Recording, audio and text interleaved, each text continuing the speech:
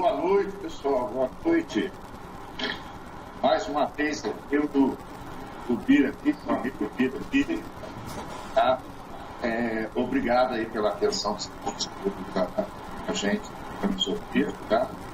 Hoje tem alguns comentários aí, então, vamos lá, Bira.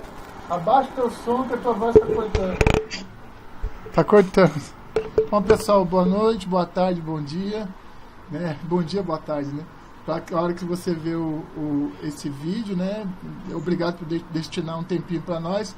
O Faria foi tirar uma onda, colocar a camisa do Brasil dele, eu fui lá e busquei a minha. Falei, tá tirando onda comigo? Então eu vou pegar a minha. Aí a gente faz completa, ele tá no azul e eu sou no amarelo. Vamos embora. Mas é isso, obrigado por vocês darem essa disponibilidade de tempo. Vamos para a primeira pauta, meu amigo. Valeu. Vamos para a primeira pauta.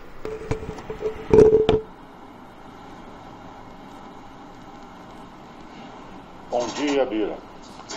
Primeira pauta do dia. Vou escrever como você escreve.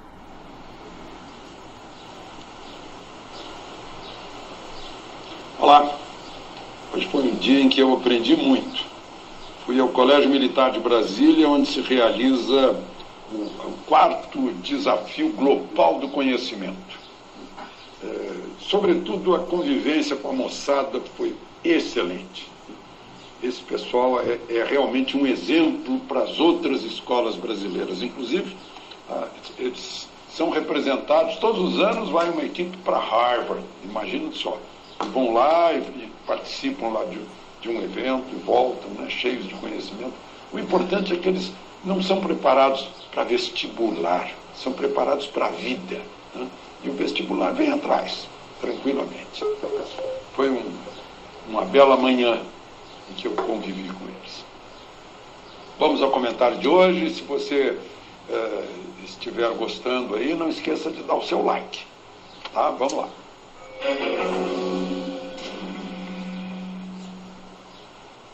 Gente, o comentário de hoje pode se resumir num título: A casa caiu.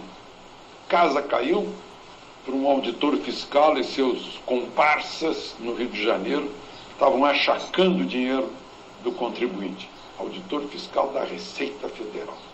A casa acho que vai cair para esse esquema que está sustentando o Adélio Bispo, e usou o Adélio Bispo para dar a facada. Né?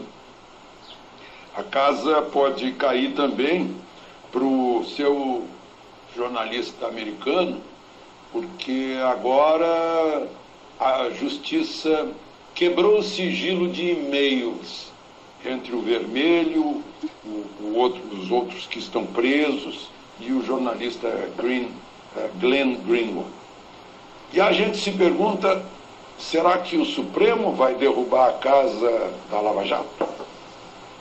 Bom, vamos então aos detalhes desse dia emocionante, já mostrando o Senado não conseguiu derrubar a casa da reforma da Previdência, mas diminuiu um pouco, em 76 bilhões. Agora, tem um outro lado dessa moeda, significa, eles tiraram essa redução, significa que o pessoal do abono vai ganhar 76 bilhões a mais e o abono subiu um pouquinho de teto. Mais gente vai ser beneficiada com o abono lá da Previdência, da aposentadoria. Enfim, o que o governo esperava que deveria ser 1 trilhão já está em 800 bilhões nos próximos 10 anos. Foi aprovado no primeiro turno por 56 votos a 19 no Senado. E o segundo turno provavelmente vai ser concluído na segunda quinzena, porque tem que haver aí um intervalo de 5 sessões. Começou com 1.300.000. Eu detesto falar, mas eu disse. Aí eu falei, vai ficar entre 1.300.000 e 900.000. Aí ficou em 950 milhões. Ficou em 970. Aí eu falei, aí eu vi umas entrevistas de senadores, eu falei, isso vai cair de 900. Vai ficar entre 800 e 850. Aí ficou 870. Aí eu falei, pô, errei, beleza. Mas ficou em 800, Faria. Eu fiz, é só pegar os vídeos pra trás e ver como é que eu... Infelizmente, eu sabia que isso ia acontecer. Até a votação. Bom, o dia começou com a operação da Polícia Federal, cumprindo ordens do juiz federal Marcelo Bretas, do Rio de Janeiro, com 39 mandados de busca e apreensão, 9 prisões preventivas, 5 prisões temporárias, total de 14 prisões, 12 já foram cumpridas, inclusive um sujeito lá, Operação Armeira, é o nome, um sujeito lá do Rio, que era o superintendente de programação da Receita Federal lá no Rio. Ele que mandava, olha, vamos andar por aqui, por ali, né? Ele, afinal, seu Marco Aurélio da Silva Canal, está preso. Só da Federação dos Transportes do Rio de Janeiro, que reúne os ônibus do Rio de Janeiro, ele teria levado de propina, ele e o grupo, 4 milhões. Contra-cheque dele mostra 21.800 reais. Aí eu fico me perguntando, será que ele recolheu o imposto de renda na fonte quando recebeu essa propina de 4 milhões? Sabe qual é a velocidade? Oh, caramba! É rápida para você investir. Nenhuma evidência, nenhum indício que fizesse com que essas pessoas fossem investigadas. Eu vou lembrar aqui, né, porque está atravessado aqui na minha garganta até hoje, né, que eu paguei 1.340.000 e um ex-secretário da Receita, Everardo Maciel, me disse, olha, é pau mandado para calar tua boca. Né?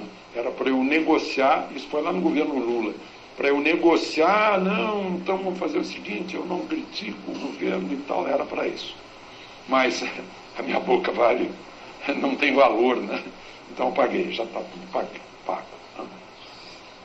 Bom, isso é um caso. O outro caso é do novo Procurador-Geral da República, já temos, ele já está no cargo, tomou posse às 10 da manhã, o presidente Bolsonaro foi lá prestigiar, foram outras autoridades, presidente da Câmara, do Senado, né? E ele, na véspera, deu uma entrevista dizendo que vai atrás desse caso do Adélio Bispo, que ele não acredita que o Adélio Bispo tenha agido sozinho. Como é que agiu sozinho? Se está lá na Câmara Federal, se estava lá registrado que ele estava lá, no momento que ele estava em Juiz de Fora dando a facada. Quem foi que providenciou nesse registro? Ora, né? Quem autorizou? Foi um deputado que autorizou, era lá na Câmara dos Deputados. Quem foi? Aí a gente começa a pensar, né? Quem foi que pagou os advogados? Né? Eu me diverti com mais uma postagem do Luciano Hang da Havan, dizendo que ele vai pagar o advogado daquele rapaz que xingou o deputado José Guimarães no avião e que foi preso quando saiu do avião e que o deputado disse que vai processá-lo. Luciano Hang disse, não, você não vai gastar um tostão, você é meu herói, né? Deixa que eu pago. Bom, mas isso é outro assunto. E então o novo Procurador-Geral da República vai fazer com que o Ministério Público investigue. A Polícia Federal, sim, disse que ele agiu sozinho. Agir sozinho significa que deu a facada sozinho. Não tem problema, ele agiu sozinho. Agora, quem convenceu um homem que a psiquiatria, a medicina diz que ele é desequilibrado, quem usou um desequilibrado para fazer o atentado, para cometer o atentado? E já tentou protegê-lo, para se proteger também, para que ele não conte. Né? Levou o advogado logo em seguida, providenciou num álibi, se ele não tivesse sido preso na hora lá. Né? Então, vamos atrás. E outra questão, depois teve mistérios aí, né? Aquele deputado largou tudo, foi embora do país, deixou para o outro, que é ligado ao Glenn Greenwald. Então vem outro caso agora. O juiz autorizou a quebra do sigilo dos e-mails do Vermelho é o Delgatti, e do Molição. Molição é aquele que inventou mensagens da Joyce Hasselman, né, líder do governo, né? Romper mensagens entre eles e um jornalista americano, o Greenwald. Né? Então também há uma tremenda curiosidade para saber o que vai acontecer. E a outra curiosidade, o Supremo deixou no ar, nos assustando, né, para a gente dormir mal esta noite. O Supremo, por 6-5, né, anulou a condenação do gerente da Petrobras, que teria recebido milhões aí de propina, o Márcio Ferreira, mas ele não foi ouvido de novo depois que foi ouvido o delator. Então o Supremo anulou essa condenação, vai ter que abrir processo de novo, né, ouvindo o delator e depois ouvindo o Márcio Ferreira. Acho que o mundo não acabou aí, né? Agora, e os votos vencidos, quem não concordou com isso, foram o relator Fachin, ministro Barroso, ministro Marco Aurélio, ministro Luiz Fux e ministra Carmen Lúcia. Agora, o maior, o mais assustador, ficou para amanhã, né, que é esse score de 7-4, pela tese que não está prevista em lei nenhuma, de que o réu deve ser o último a ser ouvido no caso de delação premiada, né, nas considerações finais. É costume o réu ser ouvido. Mas surgiu aí a novidade, colaboração premiada, uma lei, e a lei não prevê a ordem das audiências, né, dos depoimentos. Então, isso ficou para amanhã, para quinta-feira. Né? Suspense. Mas é um suspense também que tem um significado, que eles vão conversar entre si, por iniciativa do relator, iniciativa do presidente do Supremo, Dias Toffoli, para saber qual vai ser o acórdão. Né? Acórdão também é uma espécie de acordão. Né? Os votos contêm muitas manifestações lá dentro, não são todos iguais, claro. Então, para saber qual é o efeito disso, né? Daqui para frente ou tem efeito daqui para trás também? Né? O meu palpite, eu repito aqui, né? Vai valer daqui para frente, porque daqui para trás não tinha lei nem jurisprudência. Agora continua não tendo lei, mas tem jurisprudência, que equivale a uma legislação formada pelo Supremo, né, no caso de, vou citar o latim aí, vacatio legis, né? A lei não trata disso, e o Supremo, então, teria poderes para suprir essa vacância da lei. Acabou?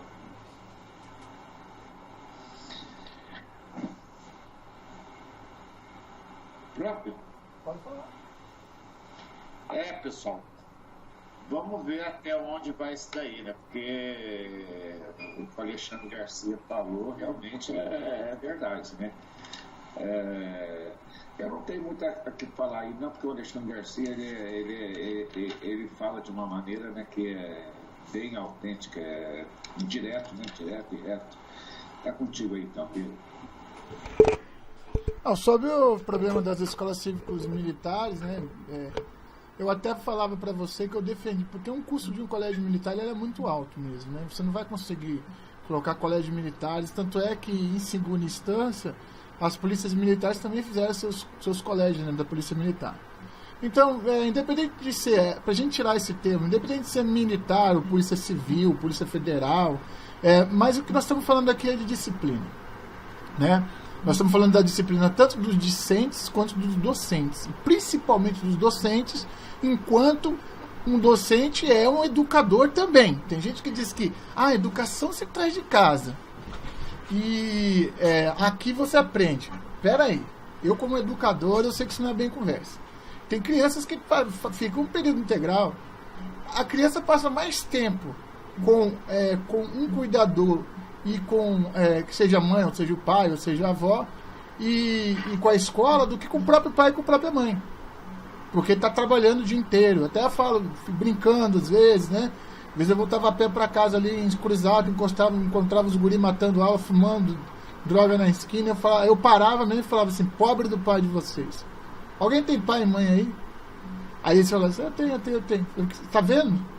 É isso que vocês estão dando de troca pai e mãe de vocês? Onde é que eles estão agora? Eu pegava mesmo. Eles estão trabalhando. Falei assim, e vocês estão fazendo o quê? Eles estão estudando? Agora são 3 horas da tarde. Isso num dia assim, de sexta-feira, né? Que eu pegava ali. E eu falava mesmo. Porque a obrigação que a gente aprendeu na educação da gente, por exemplo, eu lembro uma vez que eu estava no ônibus sentado, e um senhor, tinha uma senhora grávida do meu lado, e o senhor virou para mim, ô moleque, deu um tapa na minha cabeça assim. Aí eu falei, o que foi? Não tá em nada errado aí não? Aí eu olhei para a senhora, aí A senhora não quer sentar aqui? A mulher sentou. Então, a educação era assim antigamente. Né? Então, o Alexandre Garcia fica até estupefato de chegar num colégio como o Colégio Militar Brasileiro, que tem os seus problemas, não pense que não tem, todo o colégio tem problemas, mas que tem ali aquela mão firme. E não é uma mão firme do Estado, não, é uma mão firme de gente bem educada, de gente que tem disciplina, hierarquia, gente que sabe como responder para o mais velho, gente que sabe respeitar. Agora, toda a revolução, voltando aqui para o assunto principal, ela começa na destruição do jovem. Destruindo o jovem, você destrói a família. Destruindo a família, você domina o povo, né? Aí o pai passa a ser o ditador. O ditador é o pai de todos, né? O pai Fidel, é o pai Raul, é o pai, né? Etc, etc, etc, né? Raul Castro, Fidel Castro, Che Guevara, o ditador da Coreia do Norte. Quer dizer, ele tem que tomar essa figura paterna e o Estado é o pai dele, tá certo? E são todos crianças, é povo criança. É a mesma coisa que eles fazem com os índios, é a mesma coisa que eles fazem com os quilombolas. As ONGs que sabem, né? Eles não têm que se preocupar com nada. E passam fome, passam essa precisão, quer um dentista, como diz o próprio presidente, quer ter um carro, como dizia o tio daquela índia que foi lá com o presidente dos Estados, lá nos Estados Unidos. Então, quer dizer, a escola, ela serviu, porque no Brasil ela veio descendo da universidade pós 64, né? Na década de 80 ela chegou no ensino médio, vocês lembram ali, já na década de 2000, 2010, já chegou nesse ponto, de que nós vamos ver um vídeo aí pra frente, né? De que as escolas, aluno fazendo greve, aluno tem que estudar, aluno não faz greve, entendeu? Aluno não é proletariado, ele não ganha salário, ele não faz greve. Mas não vamos extinguir todo o assunto não, só queria descer nesse ponto aqui. Graças a Deus, o presidente abandonou um pouco dos colégios militares e entrou com essa escola cívico-militar. Eu colocaria como escola cívica brasileira. Ficaria mais, mais tranquilidade. Tem que tocar o hino, tem que entrar em forma sim. Não é um entrar em forma daquele como no quartel, é um enfileirar, entrar, se organizar, colocar a mão no peito para cantar o hino nacional, tá certo? Tem que aprender isso de pequeno. Assim como a religião também tem que aprender de pequeno, né? Você pode ver que a pessoa que segue na religião, que ela vem desde pequeno, ela não é uma boa pessoa, ela não é uma pessoa ruim. Normalmente tem os casos, mas cada caso é um caso, né? Agora, demonizar a religião por causa dos casos extras que existem também não dá, né? Vamos em frente então, Faria? Desculpa ter feito esse monólogo aqui, mas é que eu acredito nisso mesmo.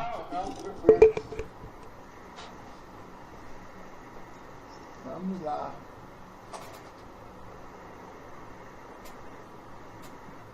O telefone tá fazendo isso agora. Agora já vem bem a calhar isso aqui, né? Agora vem. Vejam o absurdo que está acontecendo na Universidade Federal da Fronteira Sul, a UFES de Chapecó. O interventor de Bolsonaro acabou de sair escoltado aqui pela polícia. Recentemente, o presidente Bolsonaro nomeou o reitor Marcelo como novo reitor da universidade. Foi feita uma consulta pública, no qual professores concursados que já integram a universidade concorreram, e dessa concorrência, dessa consulta pública, derivaram 3 nomes. O presidente Bolsonaro tem a discricionariedade de nomear qualquer um dos 13, que foi o que aconteceu. Mas movimentos de esquerda, militantes e sindicatos estão manobrando os estudantes para impedir até mesmo a entrada do reitor na universidade. Eles ocuparam a reitoria e estão impedindo de ser prestado serviço público.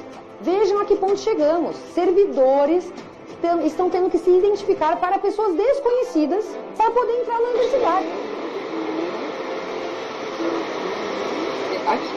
Valeu, Rafael. Bom dia, bom trabalho. E vocês vão se identificar ou não? Hã? Vocês se identificam? Creio que a gente não precise. Tá ok. Mas bom trabalho, tá? A esquerda não admite a democracia. O presidente Bolsonaro tem a discricionariedade de nomear qualquer um dos integrantes da lista tríplice. O que está acontecendo é gravíssimo. E sabe qual a fundamentação teórica para esse movimento de guerrilha urbana? É o manual do guerrilheiro urbano do Marighella. E está previsto aqui dentro, no título Ocupação, como se dá essas invasões. Isso tudo é guerrilha urbana, é terrorismo urbano. Ou seja, isso é sim um movimento político, é sim um movimento de esquerda, como está sendo admitido por um dos representantes dos alunos. Isso é um absurdo. A gente está se tratando de uma tática, de uma estratégia de protesto político. Se o protesto político ele não gera impacto, ele não tem serventia absoluta. Vamos entender que o objetivo é justamente esse, de atrapalhar a tua vida, de dificultar os teus trâmites. Eles é que estão fazendo uma intervenção na democracia, ao não permitir a universidade pública de funcionar. Então é isso, pessoal. O que eu quero passar para vocês é que isso que está acontecendo em Santa Catarina vai ser espalhado para o Brasil, porque é um ato de rebelião contra o nosso próprio presidente, legitimamente e maciçamente eleito pelo povo brasileiro, o presidente Bolsonaro. E nós não podemos permitir. Nós temos que retomar as universidades para que seja, de fato, um ambiente de ciência e de desenvolvimento da educação, e não como é hoje, aparelhado pela esquerda.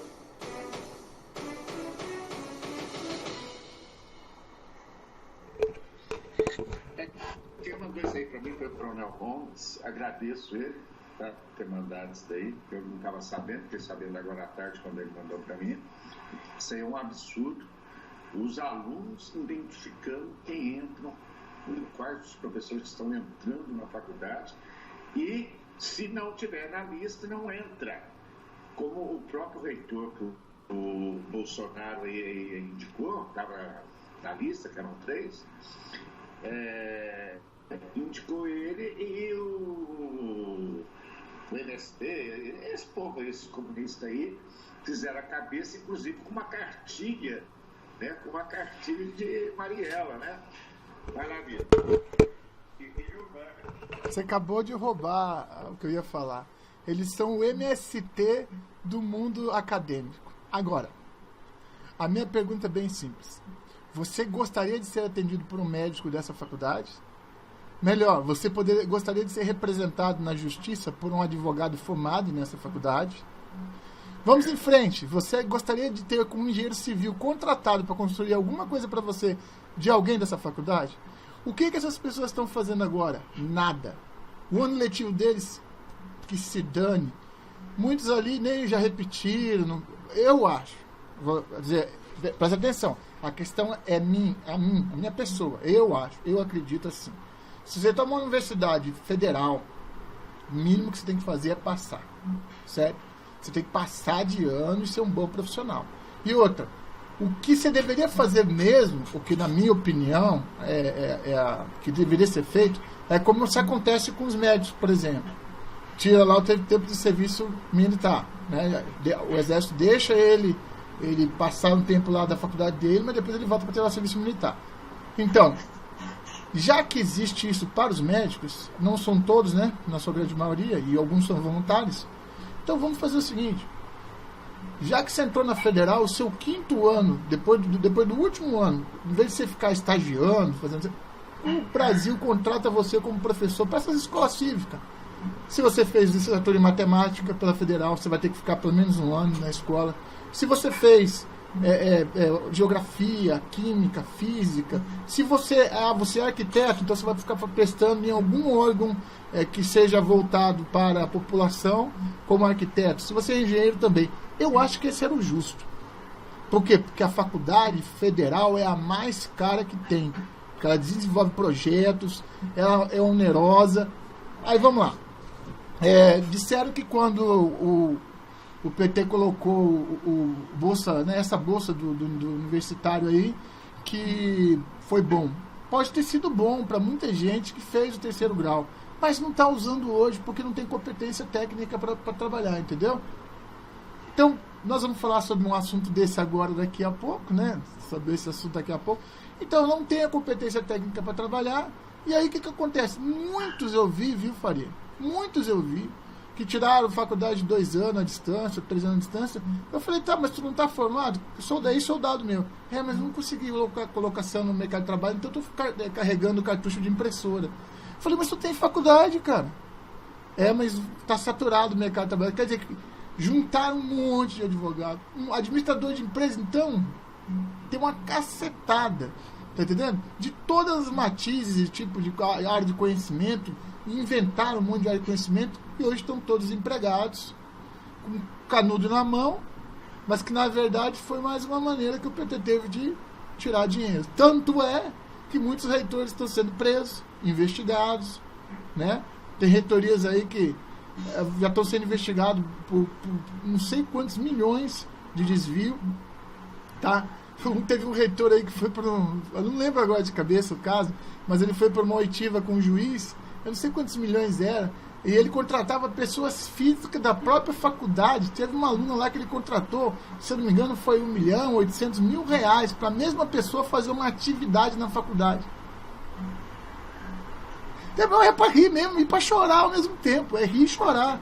Você tá entendendo? Pra você ver o poder que tinha. Agora, isso aqui eu não entendo como é que o poder público deixa. Porque a faculdade, ela é federal, ela é área federal, ela é área da Polícia Federal. Mas também pode ser área da Polícia Militar, dado a autorização para eles poderem entrar lá, tá certo? Por que as autoridades? É isso que eu não consigo entender. Quem que não deixa? O governador, o prefeito? Quem que é? Quem que é o responsável? Então, enquanto continuar e não chegar uma força policial para pôr a ordem no galinheiro, vai continuar esse galinheiro, uma mocinha lá dizendo quem pode entrar, quem não pode entrar, por causa da tua orientação política. Que tipo de política está aprendendo uma pessoa dessa? Nenhuma. Porque você é o meu lado opositor, você não entra. Não, nós estamos em rebelião.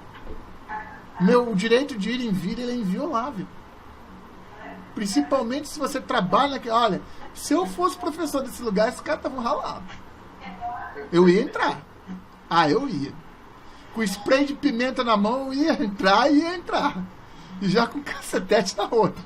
Porque eu vou te falar, impedir eu de entrar no meu local de trabalho por causa da minha opinião pública, minha política... Se eu fosse esses professores, se juntava todos eles e falava, essa aqui é a nossa casa, nós vamos entrar, sai da frente, aluno. Agora deixam esses alunos fazer isso, bagunça, você não acha, Felipe? Além da bagunça, mas eu também tenho um porém, né? Com certeza ali também tem professores petistas, né? Mas não são todos. Com certeza tem, porque eles estão tendo amparo de alguém lá de dentro também, né? Então E pior que o seguinte... Tá, mas cadê o promotor? Pera, cadê o promotor dessa cidade? Cadê o promotor? Que não dá uma ordem de justiça para mandar fazer a reintegração de posse do prédio, para garantir aquilo que o presidente da República nomeou o reitor. Cadê? Cadê o juiz da cidade? Você tá entendendo? Cadê as autoridades? Isso aí é bagunça, Faria. Isso aí é bagunça. E se estão deixando fazer... Há responsabilidades nisso. Vamos para frente? Vamos ver mais malandragem? Vamos ver mais? Vamos ver dos médicos. Registrado aqui. Eu estou à frente de um monumento da OPS, OTS, Casa de Saúde Americana. Eles que homologaram os Médicos Sem Fronteiras, os cubanos que fizeram aí todo um trabalho de quase 6 anos.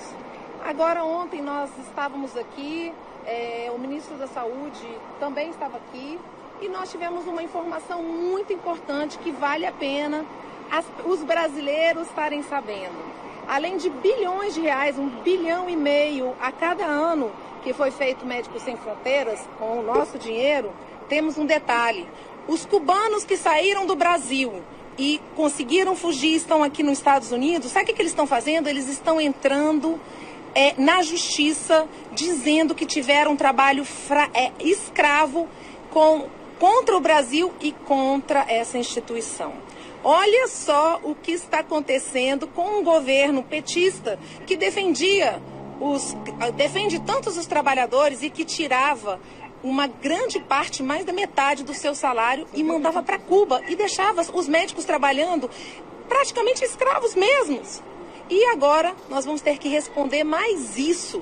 Aqui nos Estados Unidos estão entrando na justiça, um grupo de médicos já entraram na justiça dizendo que o Brasil importou, vamos dizer assim, trabalho escravo feito pelo Partido dos Trabalhadores, que cuida tanto. É uma ironia, um absurdo.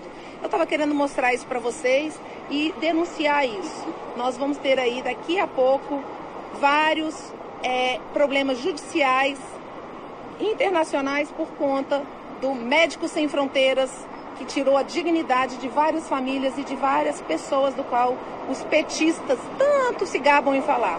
É isso aí.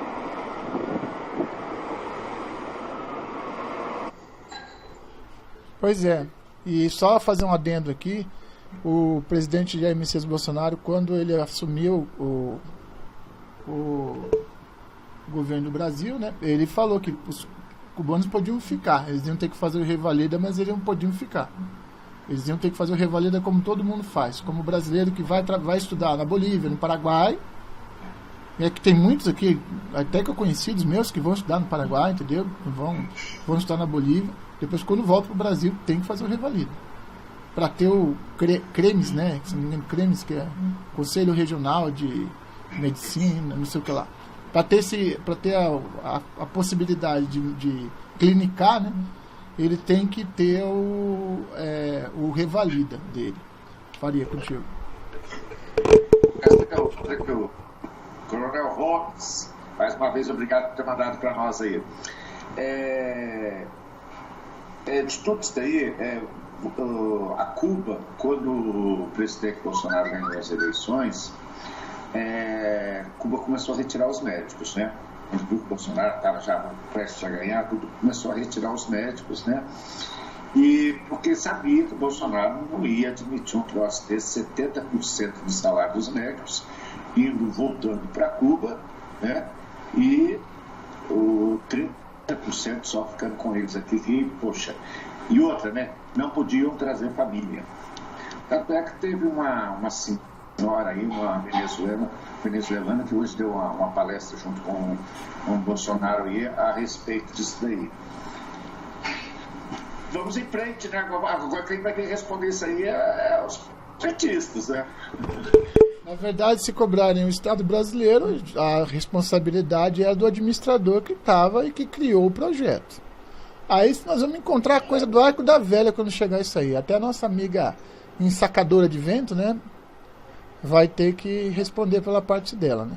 Até porque eu não sei qual foi a participação do presidente Vampirão, né, aí nessa situação. Mas, de qualquer forma, de qualquer maneira, eles vão ter que responder por esse problemático, esse problema. Certo, Faria?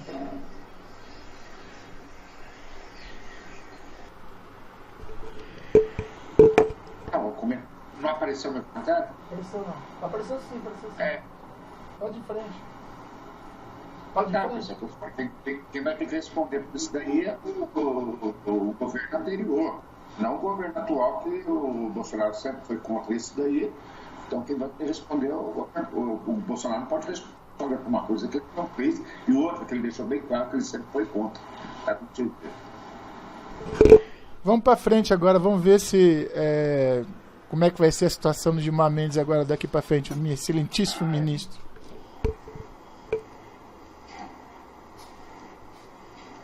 Falar sobre Gilmar Mendes.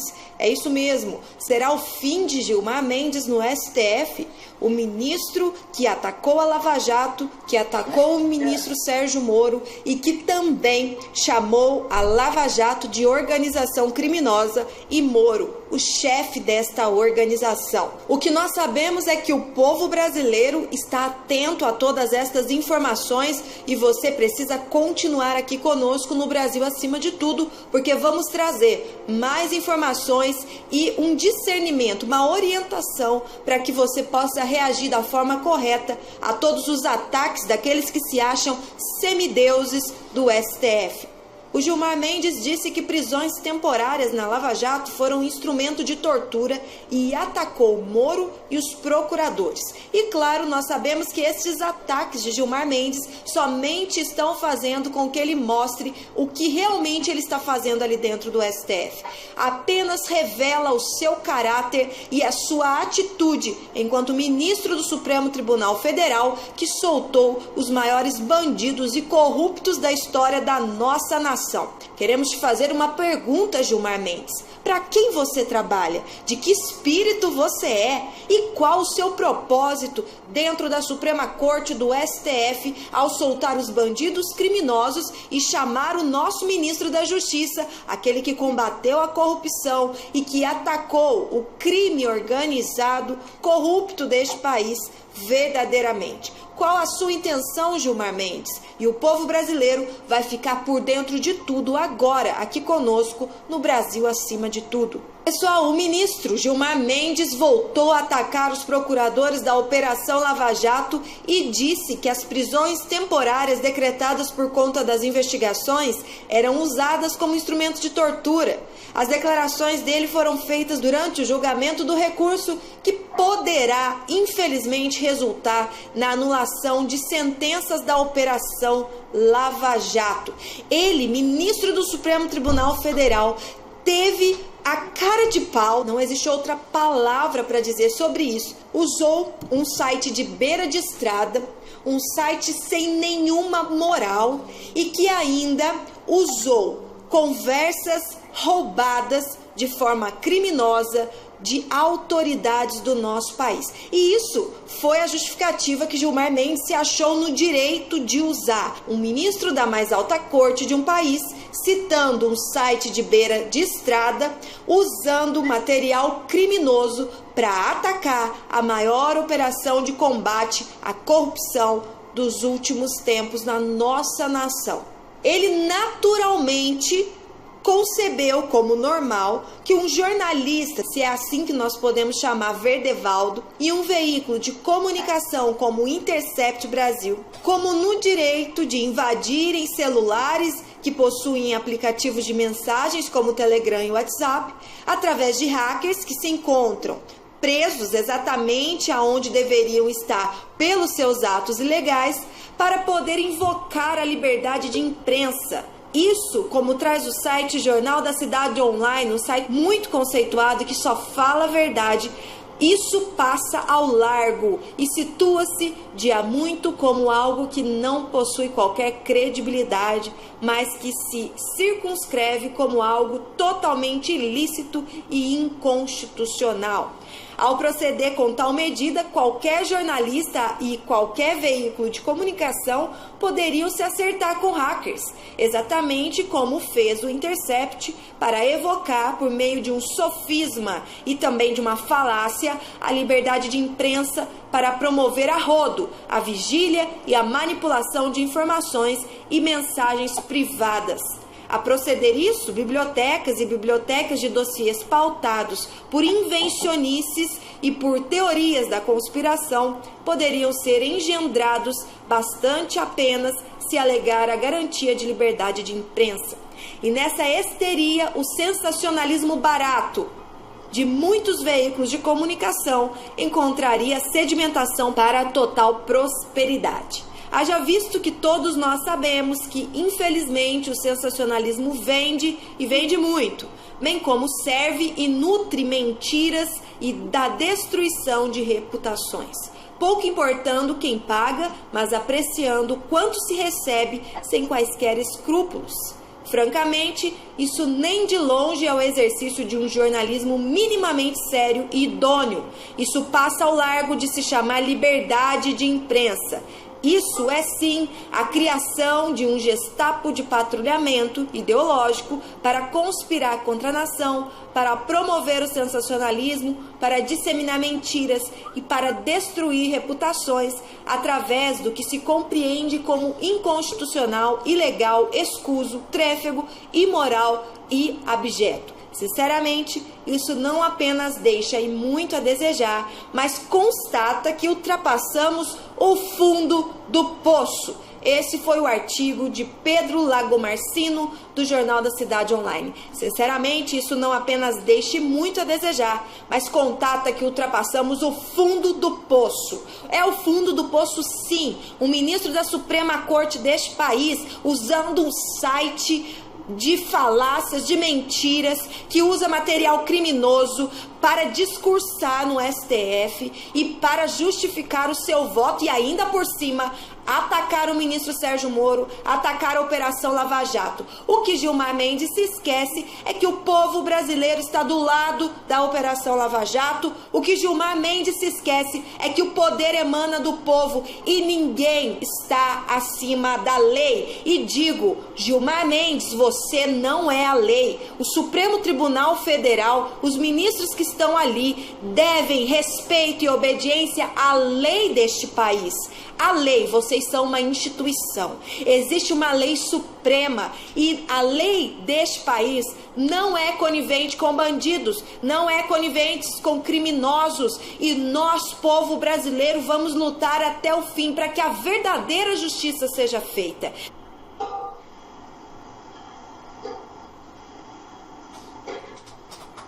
Acabou? O que esperar de Gilmar Mendes, né?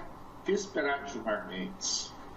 Gilmar Mendes, ela perguntou o que o Gilmar Mendes faz no Superior Tribunal Federal. Defende bandidos.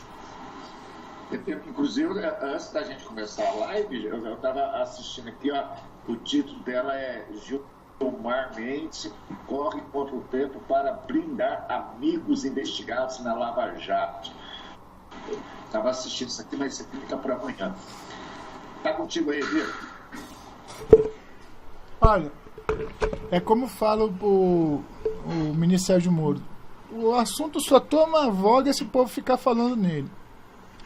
Todo mundo já sabe das... podia fazer um pequeno resumo aqui, rapidex, em uma pesquisa superficial. Isso num dado momento ali. O ministro Gilmar Mendes concedeu 2 habeas corpus a um banqueiro, Daniel Dantas, em menos de 48 horas. Concedeu habeas corpus ao estuprador de 37 mulheres, o médico Roger Abelsamis, não sei como é que fala, aquele que fugiu do Brasil. Nepotismo, a enteada dele é assessora do senador do DEM, aquele negócio de colocação cruzada, né? Eu coloco um, você coloca outro.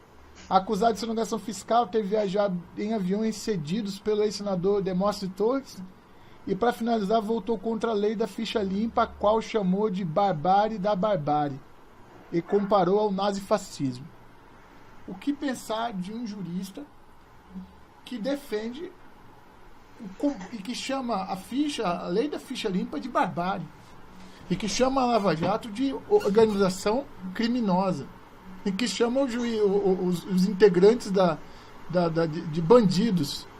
Cara, então, deixa eu ver se eu entendi. Então, pra ele, quem não é bandido são os que estão no morro? Os que estão presos? Esses não são bandidos? Quem é o bandido? Quem é o mocinho? Acho que ele nunca brincou disso aí, hein, Faria? De bandido, de mocinho, porque a visão de chamar um juiz que fez a maior devassa no país, que já teve até hoje, que acho que do mundo, né? Que botou mais gente preso, né? Mais gente preso, poderoso, chamar esse cara de bandido, ele dizer é um atestado, esse sim é um atestado de loucura. Porque o Janot falou que ia matar, falou que teve a vontade, que botou a mão na arma, mas a mão de Deus tirou ele. Então ele pode ter tido um momento de loucura, seguido de um momento de lucidez. Mas ele acusa copiosamente a Lava Jato, especificamente a Lava Jato, com e-mails ou troca de mensagens que não tem valor não tem valor judicial nenhum, tanto é que não foi deixado o Lula juntar os autos do processo dele. O juiz lá não sei, de segunda vara, de primeira vara, não deixou juntar. Aí ele vai lá e leva isso para o Supremo Tribunal Federal, como que endossando isso como prova. Realmente fica difícil, vamos dizer assim, absolvê-lo nessa situação que ele se encontra, como acha ele que é intocável. Vamos ver até quando vai acontecer essa intocabilidade do ministro Gilmar Mendes. E aproveitando o adendo, né, o Capitão Cueca lá, né, o Luciano Hang disse que já vai pagar pro rapaz os custos do processo dele, né, para ele ficar tranquilo. Mas você aprontou mais uma, né? Ele disse que eu vi ali no site, disse que ele agrediu uma mulher, parece, se não me engano, foi agredida pelo Capitão Cueca. A mulher foi falar com ele, dar uma entrevista filmando, né? Então eu estou aqui com o Capitão Cueca, aí pegou colocar a mão na boca dela assim. Isso aí não pode falar, isso aí não pode falar. Mas é isso aí, cara. Vamos em frente? Só fazer um comentário mesmo. Peraí, deixa eu colocar o microfone.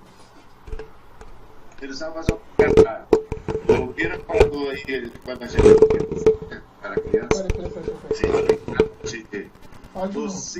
mocinho ladrão, né? Eu acho que o Gilmar Mendes, quando era criança, brincou só do lado do ladrão, sempre foi o ladrão, e pegou raiva dos mocinhos, entendeu? É uma possibilidade, ninguém pode ver. É uma explicação. Agora, o ministro do presidente... ministro. Tanto falar em ministro, a gente se perde. O presidente da República falando sobre o projeto do ministro Sérgio Moro, né? Esse projeto novo aí que saiu a campanha. Inclusive, eu não sei por que cargas d'água. Se não me engano, foi o Ministério Público, eu não sei quem que foi. Ela vai falar aqui no áudio, no vídeo, né? Diz que foi atrás para tentar cancelar a campanha do ministro Sérgio Moro.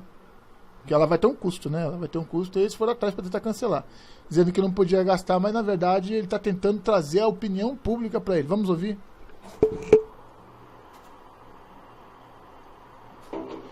Durante a solenidade de lançamento da campanha do projeto anticrime, o presidente Jair Bolsonaro discursou lembrando a situação de caos na segurança pública que se consolidou ao longo das últimas décadas. Segundo o presidente, as políticas públicas dos governos anteriores apenas pioraram a situação.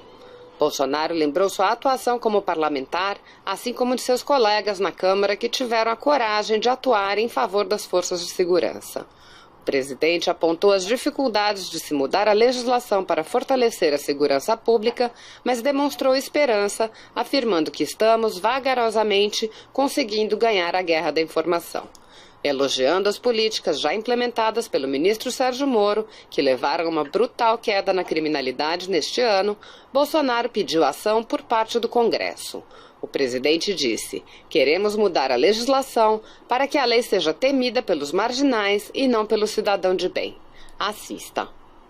Ninguém quer impor nada. Nós queremos mudar a legislação para que a lei, conforme disse o Sérgio Moro aqui, seja temida pelos marginais e não pelo cidadão de bem. Esse é o espírito da lei, esse é o objetivo do lançamento da propaganda do projeto anticrime do ministro Sérgio Moro. É isso que o Brasil precisa. Sofremos alguns reveses, sim, mas nós devemos entender que não podemos mudar de uma hora para outra o rumo de um transatlântico que há no mínimo 30 anos está no rumo errado. Vamos fazendo a nossa parte. Cada vez mais boas pessoas somam-se ao nosso lado para buscarmos essa solução. Senhoras e senhores, com a palavra o presidente da República, Jair Bolsonaro.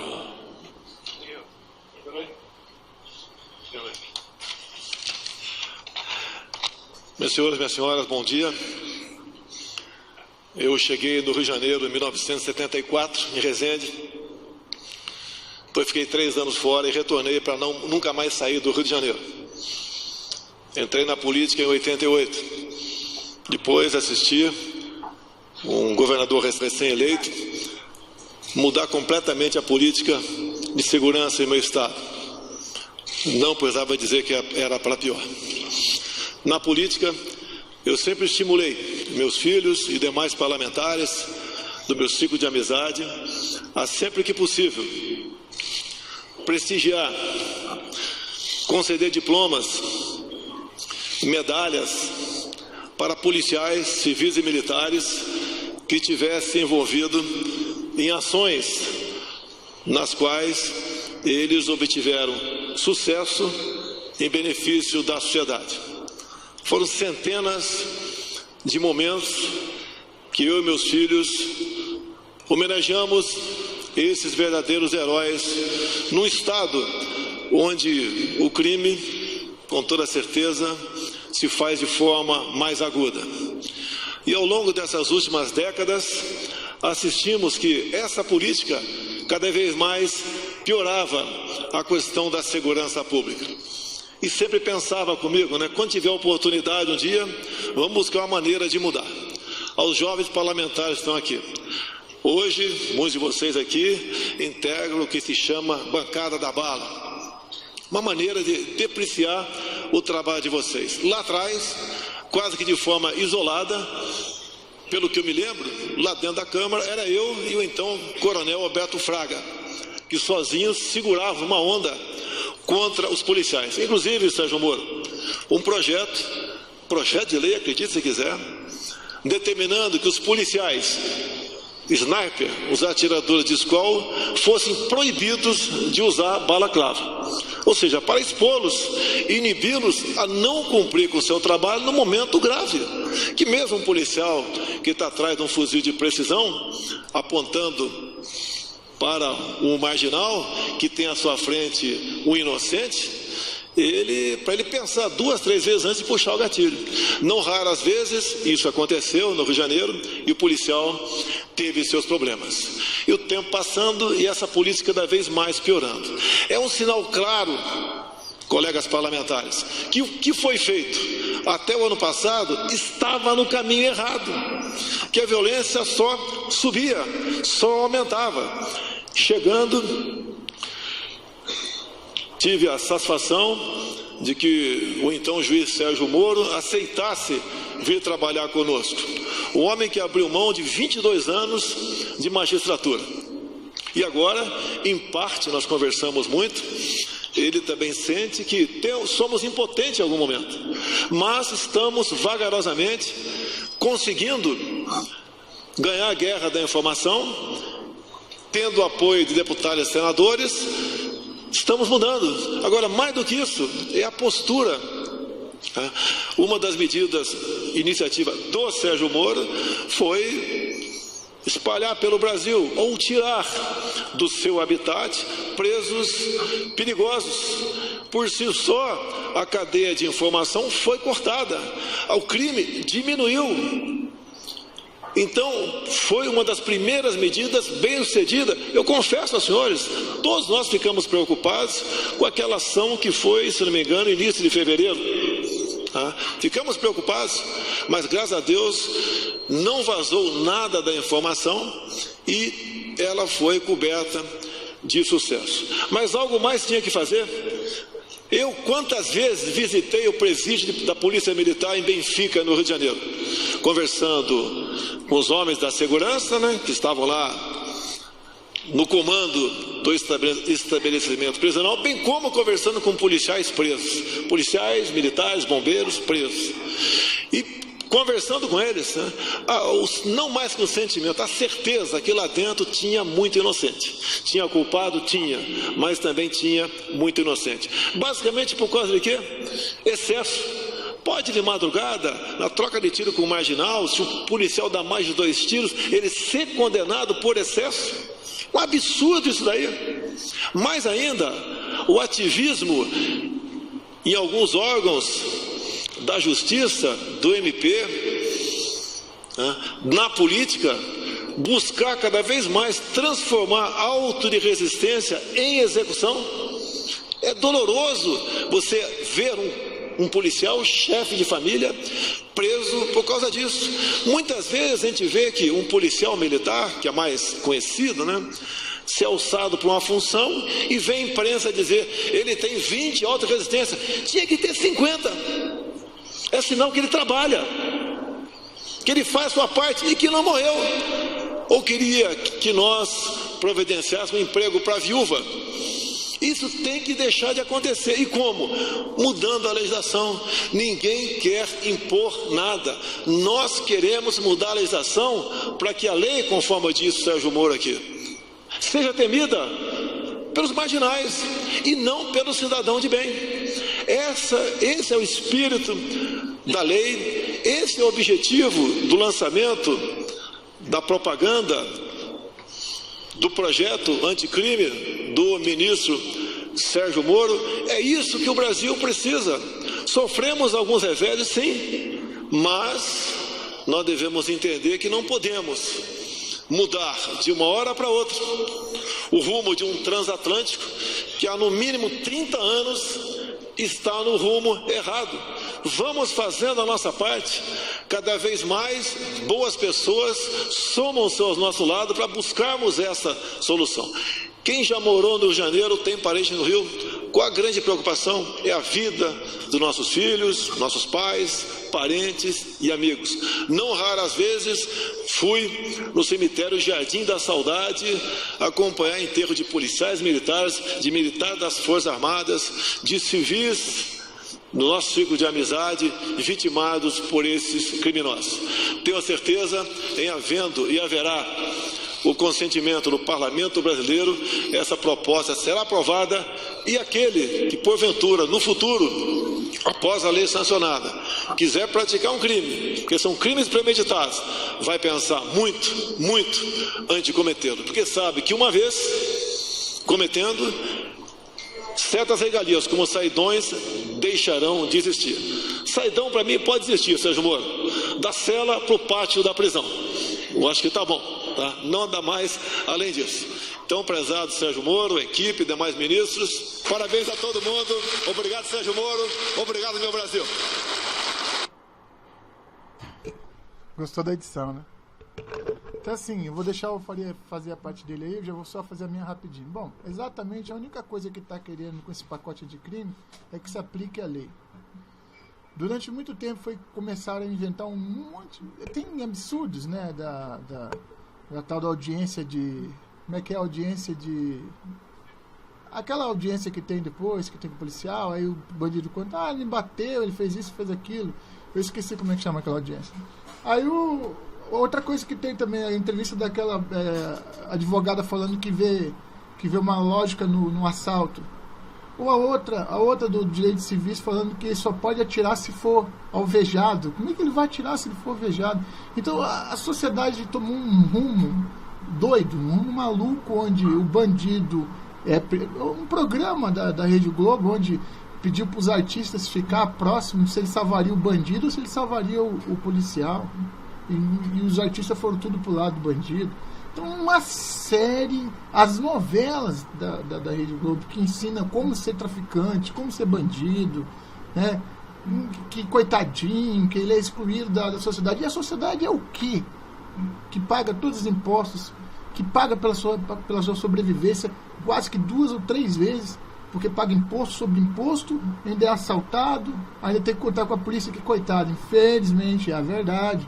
Tá sobrecarregada com os casos, com a quantidade de casos. Vamos pegar os tribunais. Quantos processos aí estão aí pendurados há anos, gente que morre e não vê seu processo ser levado para frente. Portanto, o pacote anticrime tem esse sentido. Faria. Hoje, por incrível que pareça, tem uma coisa que eu consegui falar. Outra coisa que aconteceu aí com a Rede Globo, sabe aquela menina do empregado do vizinho lá, que foi lá na casa dela, precisava de banho?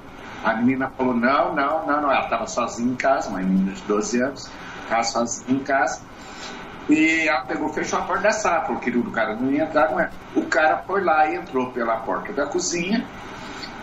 A menina pegou a arma do pai, deu um tiro no braço do estuprador, que já tem processo por estupro, deu um tiro no braço dela e no abdômen. Aí, imagine qual foi a reportagem da Rede Globo. A menina de 12 anos, a criminosa, foge depois de ter cometido crime. Para mim não falar que eu estou mentindo, gente, vocês vão falar que eu estou mentindo, vai no canal do Ferreira, chama-se Canal do Ferreira, onde eles expõem aí vários fatos lá aí do estado aí de Goiás, que aconteceu, e estão denegrindo a Rede Globo lá do estado de Goiás, está denegrindo a menina. O estuprador é vítima. A menina que escapou de um estupro é a vilã. Pô, é um absurdo, né, gente? Quer falar alguma coisa, Vitor? Ainda só para fazer um fechamento, nós estamos batendo quase uma hora. Eu fiz uma edição, peguei 30 minutos da entrevista porque agora ele lançou o pacote, foi hoje, então deu uma entrevista na Jovem Pan. Eu transformei em 7 minutos, só dos pontos principais mesmos, e ali o Sérgio Moro fala tudo e depois a gente já se despede, avisando que nós já batemos já a faixa de 1 hora, tá? Pessoal, como sempre, né? Obrigado aí pela atenção de vocês aí, tá? Mais uma vez aí, dispor o tempo para nos ouvir aí. Minha continência. Não, calma. Não, você não falou que vai terminar?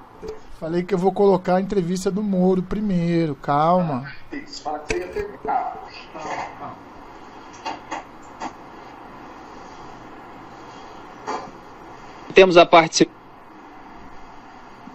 Temos a participação aqui em Os Pingos nos Is do ministro da Justiça e Segurança Pública, Sérgio Moro, ex-juiz da Lava Jato.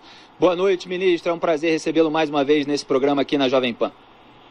Boa noite, Felipe Moura, Augusto Nunes, José Trindade. Eu queria mandar também um cumprimento especial ao ouvinte do rádio que participa do programa.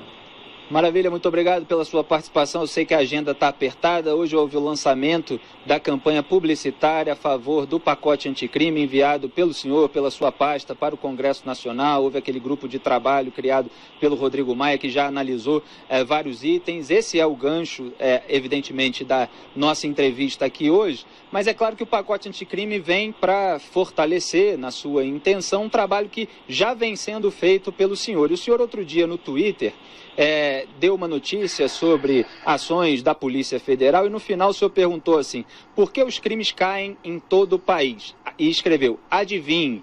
Então, até para fazer um balanço da sua gestão até aqui, eu queria que o senhor realmente respondesse essa questão que o senhor colocou. Por que os crimes caem em todo o país? Olha, até hoje saiu um dado, uma reportagem de que nos 7 primeiros meses do ano foram 22% a menos de assassinatos em comparação com o mesmo período do ano anterior. Isso em números significa 7.109 pessoas que não foram assassinadas, a menos do que os números do ano passado. Então esses números nos deixam muito felizes. É um trabalho, longe de mim querer assumir o mérito, os governos estaduais estão fazendo um bom trabalho, estão mais incisivos contra a violência, mas é evidente que o governo federal também tem participação, até porque esses números caem no país inteiro. Pois é, ministro, o senhor tem toda a razão. Como o senhor vai fazer, ministro? Eu sei que essa campanha que foi iniciada hoje, inclusive já foram até o Ministério Público foi ao Tribunal de Contas da União pedir a anulação da campanha, né? Eu sei que é uma tentativa de fora para dentro no Congresso Nacional, mas o senhor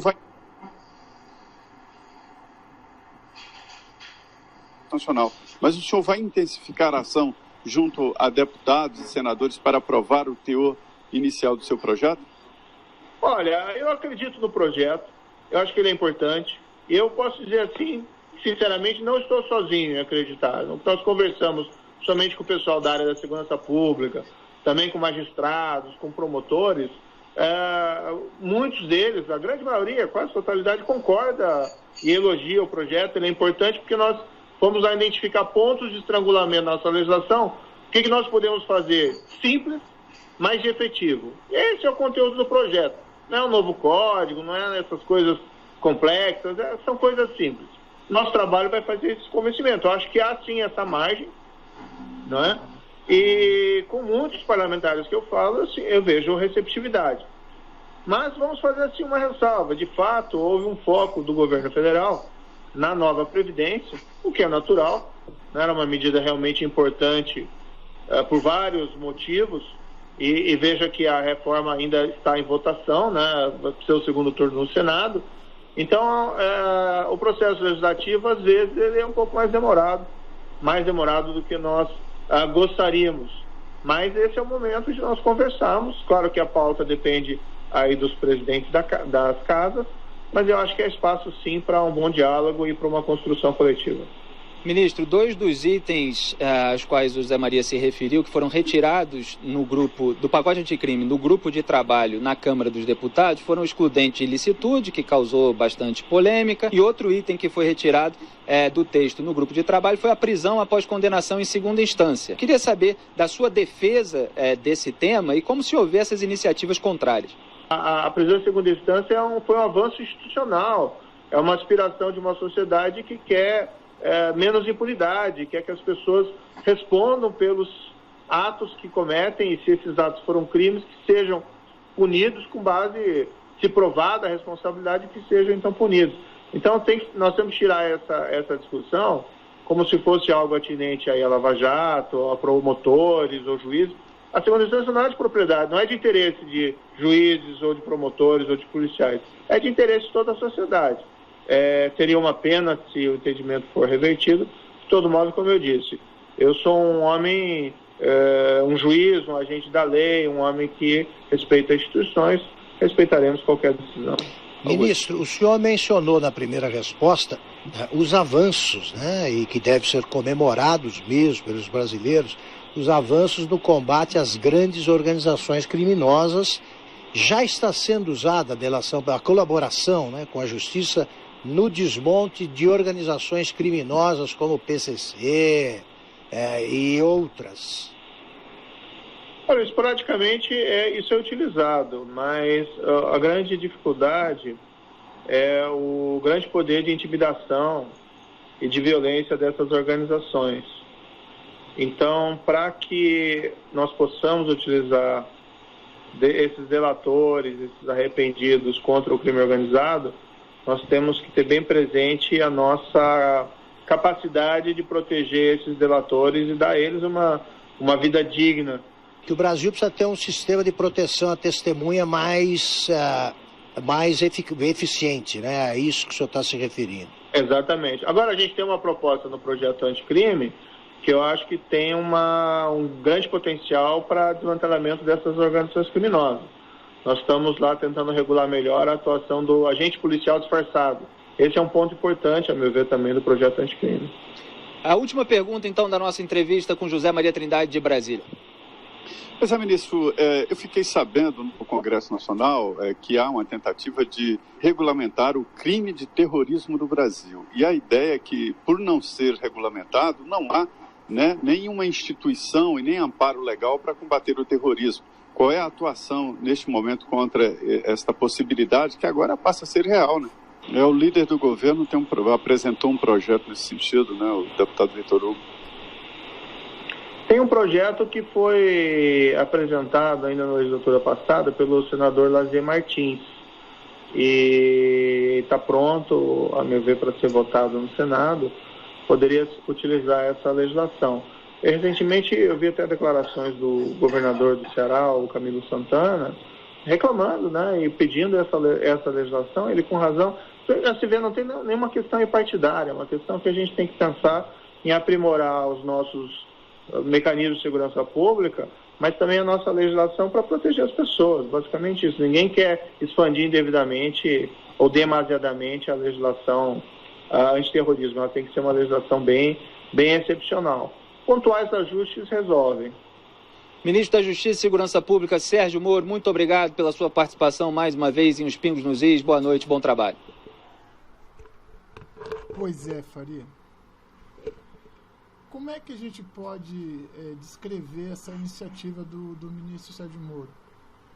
Além de várias iniciativas que já foram feitas aí, enquanto o ministro está tentando votar um pacote anticrime, o Congresso Nacional está tentando votar um pacote, votou um pacote anti-autoridade. O que você acha disso? Não é uma falta de senso do Congresso Nacional votar um pacote desse tipo? Eu falei, né, Bira? Eles trabalham para o crime, não trabalham para o povo, né? Incrível. E falando também o Rodrigo Maia, cara, deu todo o seu apoio para o José Guimarães, cara. Não sei se chegou a ver, mas ele deu todo o apoio. Deu todo o apoio.